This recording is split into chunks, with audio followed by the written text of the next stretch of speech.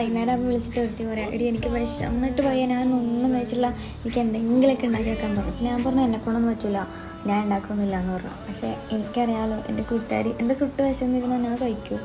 ഞാൻ അവൾക്ക് വേണ്ടി ചിക്കൻ റോസ്റ്റും ചിക്കൻ പൊരിച്ചതും ചപ്പാത്തിയൊക്കെ ഉണ്ടാക്കി വെച്ചിട്ടുണ്ട്. അവൾ വരുമ്പോൾ കഴിച്ചാൽ മതി. അപ്പോൾ നമുക്ക് അവൾ വരുമ്പോൾ അവളുടെ എക്സ്പ്രഷൻ എന്താണെന്ന് നമുക്ക് നോക്കാം.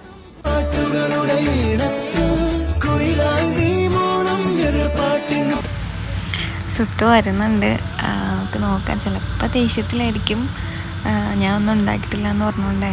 പാവ വിശന്ന് വരികയാണ്.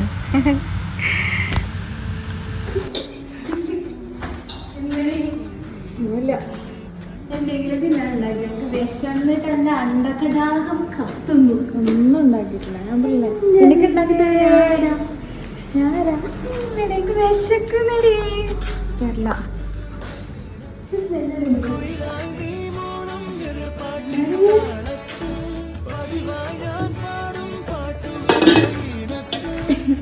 ചിക്കൻ ഫ്രൈ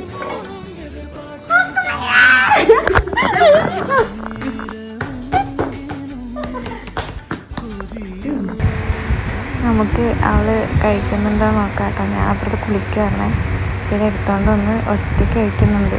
ഞാൻ എനിക്ക് വെയിറ്റ് ചെയ്യാൻ പറഞ്ഞു, പക്ഷെ വിശക്കുന്നുണ്ട്. അവള് ഒറ്റയ്ക്ക് കഴിക്കുക. നിങ്ങൾക്ക് ആർക്കെങ്കിലും നല്ല ഫുഡ് കഴിക്കണം എന്ന് പറഞ്ഞാൽ ബിബിനുണ്ട് ഇവിടെ.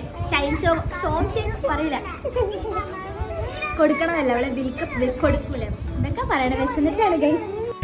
ഇതുപോലെ കൂട്ടുകാർക്ക് വേണ്ടി ഫുഡൊക്കെ വെച്ച് കൊടുക്കുന്ന ആരെങ്കിലും ഉണ്ടെങ്കിൽ അവരെ മെൻഷൻ ചെയ്യാം. Okay, by.